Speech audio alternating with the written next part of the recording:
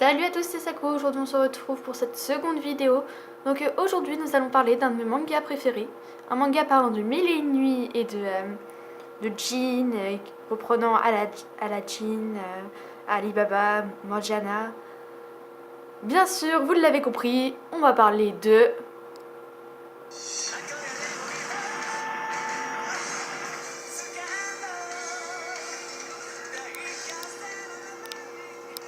Donc Magi The Labyrinth of...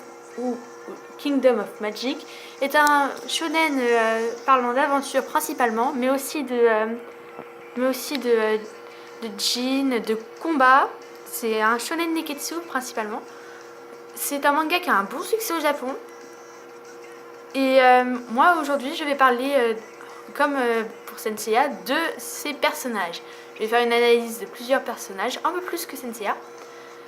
Et ne jugez pas sur les principaux personnages parce que c'est... Enfin, ils sont... Même si certains ne vous plaisent pas forcément, ils sont tous très recherchés par l'auteur. Même le manga est très bien dessiné. C'est pour ça que j'adore ce manga. Donc nous allons parler d'abord du personnage principal, Aladdin. Donc c'est un personnage attachant, mignon. Enfin mignon, je vais pas faire ma pédophile non plus, mais c'est un personnage très... Enfin, c'est un enfant plutôt sympa. C'est rare les enfants aussi jeunes qui sont les héros de shonen. Parce que d'habitude c'est des adolescents de 12 à 14 ans. Là, au début de l'histoire, il n'a que 10 ans. Et c'est assez extraordinaire. D'habitude, c'est pas ça. Donc les plus de ces personnages, c'est un... Comme je l'ai dit tout à l'heure, c'est un personnage attachant, plutôt puissant avec son Jin, qui essaye de découvrir qui il est. Et ça aussi, c'est assez rare. Donc il cherche qui il est, tout en se faisant des amis. Mais c'est mieux fait que dans Pokémon ou ce genre de manga. Donc voilà, ça c'est pour les plus. Il donne aussi confiance à Alibaba, ça je l'ai pas précisé, mais on verra ça plus tard. Après les moins, il n'en a pas beaucoup, à part qu'il... à part que... Ouais, il n'y en a pas en fait. Hein. Après, il s'attriste un peu beaucoup sur... parce que Hugo a disparu, mais bon, c'est pas... Ah pardon, excusez-moi, je viens de spoiler. Bah... Bref. Il est un peu attristé facilement. Il pleure assez souvent. Mais bon, on peut pas dire que ce soit un moins. Allez, maintenant, le second personnage principal. Mon préféré. Alibaba, ou Alibaba Saludja. C'est un personnage avec un passé assez triste, assez... Enfin, à la fois triste et joyeux. C'est assez étrange. Il fait des... Et c'est le personnage que je trouve le plus réaliste, en faisant des allers-retours dans les bidonvilles et ce genre de choses. Il a à la fois des liaisons avec la famille royale et un bidonville. C'est assez exceptionnel. Mais bon, voilà pour les plus. Voilà pour l'introduction. Les plus, c'est maintenant. Donc pour les plus, c'est un personnage sympathique, un peu foufou, le jeune adolescent de 17 ans, très... ayant des grands rêves, ce genre de choses. C'est limite si c'est vraiment... C'est le second personnage principal, mais il est pas loin d'être le premier quand même. C'est vraiment... Dans l'animé, c'est le second qu'on voit, et c'est le premier dont on sait le prénom. Donc c'est vraiment limite si c'est le premier personnage principal. Bref. Les moins. Il a pas de stress, confiance en lui alors qu'il pourrait faire des grandes choses. Après il prend confiance en lui à Rem, mais c'est pas... Ce serait mieux si ça arrivait plus tôt. Puis le passage où il est possédé, c'est un peu... Bon, je vais pas spoiler, mais bon, si vous voulez pas voir, arrêtez la vidéo parce qu'il va y avoir beaucoup de spoil. Donc,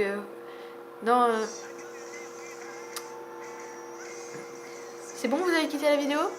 Bon, bref, ceux qui restent là, sachez qu'il y aura beaucoup de spoil. Donc dans le dernier arc, là où il rencontre Hakuryu et tout, Alibaba va se faire mordre par un serpent au début. Et il va se faire, entre guillemets, contaminer par la haine d'un gars d'Altamen. Bon, après il va se faire totalement posséder, ce genre de choses. Si vous avez pas vu l'animé, je vous avais prévenu, hein, j'ai spoilé là. Vous attendez pas. J'ai résumé une bonne partie du dernier arc de la saison 1. Bon, tant pis pour vous, hein, vous avez qu'à quitter la vidéo au moment où je vous avais dit. Bref. Maintenant, passons au troisième personnage principal. Morgiana. Bon, Morgiane, hein, c'est clairement pas mon personnage préféré, mais elle a sa petite importance. C'est pas le personnage que je déteste le plus non plus. Mais après, j'aime pas trop son côté. J'aime pas trop le fait que, comme ce soit la seule fille, elle soit aimée par tous les garçons. Il y a encore des spoils, je vous préviens. Parce que. On a l'impression qu'elle aime Alibaba. Et elle rejette Hakuryu quand il lui fait sa demande. Est-ce que tu veux bien être ma femme ou ce genre de choses. C'est pas une demande en mariage, mais ça y ressemble. Donc, on peut appeler ça comme ça. Donc, elle adore danser. C'est une fille très vive. Même si au début, elle a commencé en guise de méchante. Au fur et à mesure, elle devient de plus en plus gentille et serviable et ce genre de choses. Donc, ça la rend vraiment attachante. J'ai commencé les plus sans le vouloir. Désolée, hein, donc les plus, voilà, hein, je viens de tout dire. Parce que c'est aussi elle qui a aidé Alibaba à combattre Cassim. À combattre Cassim. Et après, bon, Aladdin, Aladdin, il a quand même aidé Alibaba, mais bon, elle aussi, elle a eu cette bonne part. Après, elle est un peu trop présente, je trouve. Et quand, justement, j'aime pas le fait que, comme ce soit la seule fille, celle qui arrive à draguer tous les garçons et ce genre de choses. Et c'est un peu bizarre quand même, hein. Moi, je suis pas fan de ce genre de choses. Mais après, à vous de voir. Bon, Hakuryu. Donc, lui, c'est un personnage où on sait pas vraiment s'il est gentil ou méchant. C'est très flou. Bon, on passe au plus, sinon je vais tout dire. Les plus, c'est un personnage attachant, sympathique et tout. Mais bon.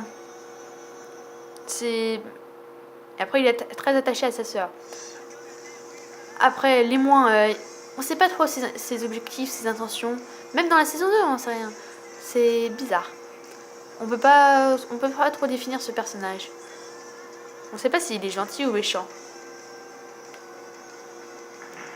Bon, maintenant, hein, c'est un personnage que tout le monde adore, Sinbad. Il a même des OAV sur lui, hein, racontant sa jeunesse avec la coalition des 7 mers et tout le bazar. Bon, Sinbad, hein, c'est le personnage fort et tout, mais on sait pas non plus s'il veut du bien ou du mal de Balbad et ce genre de choses. Parce que, après, dans l'animé, des fois, on voit qu'il n'est pas forcément sympa avec Magnostras et ce genre de choses. Bon, je vous laisse voir ça par vous-même parce que sinon je vais vraiment tout vous spoiler. Après les plus, donc c'est un personnage ayant beaucoup de charisme. Donc je pense que c'est très bien. Et qui a beaucoup de jeans. Il en a genre 2 ou 3. C'est beaucoup. Ça veut dire qu'il a conquéri 3 ou 2 donjons. C'est énorme. Bon, néanmoins. Il est un peu trop imposant et dans l'arc de Balbad, c'est limite s'il vole la place d'Alibaba. C'est un peu spécial et pas très agréable. Moi, quand j'ai regardé ça, je me suis dit, mais attends, mais tu te prends pour qui? C'est Alibaba le personnage là. C'est pas toi. Arrête de t'y croire. Mais bon, c'était pour développer Sinbad, alors voilà. Bon, maintenant, Jodal. En fait, c'est un personnage tellement bizarre. On sait pas si... Non, là, on sait vraiment qu'il est pas sympa. Le gars, en fait, il sait qu'il s'est fait maltraiter qu'il s'est fait voler à sa famille pour pouvoir assouvir l'Empire Co. Mais lui, il en a rien à cirer. Lui, il veut juste faire la guerre. Bon, les plus, c'est un personnage très déjanté. Et moi, j'aime bien les personnages déjantés. Bon, c'est tout après au niveau des plus. Hein. Les moins, il aime faire la guerre. C'est bizarre. Il en a rien à foutre de sa famille. Et il s'y croit vraiment trop. Bon, après, t'as Titus. Au début, honnêtement, je croyais vraiment que c'était une fille. Attends, mais mate-moi ce visage, quoi. Il y a de quoi croire que c'est une fille. J'avais peur de mater la saison 2 de Maggie, parce que je pensais que ce serait un personnage omniprésent, et que comme j'aime pas les filles dans les mangas, bah, j'avais peur que ce soit le personnage croit en la bonté, croit en l'amour et ce genre de choses. Mais en fait non, c'est un garçon à un passé super dur, et c'est pour ça que j'adore. Honnêtement, j'adore ce personnage. J'ai bien fait de me mettre à la saison 2 finalement. Après, il est un peu trop attaché à Marga. Et puis, plus il est attaché à Marga, moins il... Enfin, attaché à Marga et tout. Enfin, à Sherazade aussi. Mais bon, on peut pas lui en vouloir, hein. C'est un personnage attachant. J'ai au moins dit ce mot 10 fois. Bref. Vous l'avez compris, Maggie est un super animé. C'est mon second animé préféré. Égalité avec Senseiya, donc c'est pour dire. Je vous révélerai le premier dans un prochain épisode, sûrement. Mais je sais que j'aurais dû parler de certains personnages comme le directeur de l'académie de Magnus Strass, la Maggie Sherazade et Yunnan, l'autre ami de Magnus Strass de Aladdin, plus d'empereurs de l'Empire Ko, et aussi de la coalition des 7 mers. Mais j'allais pas tout citer parce que ça aurait été trop long. Les personnages, ils sont tous tellement bien faits que je vous conseille d'aller vous mater l'animé si vous l'avez pas encore vu. C'est vraiment l'un des meilleurs animés que j'ai jamais vu. Même les filles ne sont pas trop imposantes. Chez Sherazade, j'avais peur que ce soit la nunuche de service, mais en fait non, c'est un personnage super intéressant. Donc allez vous mater ça parce que c'est la seule chose que je peux vous conseiller pour de vrai. Bon, merci d'avoir regardé. Si ça vous a plu, mettez un commentaire, ça fait toujours plaisir.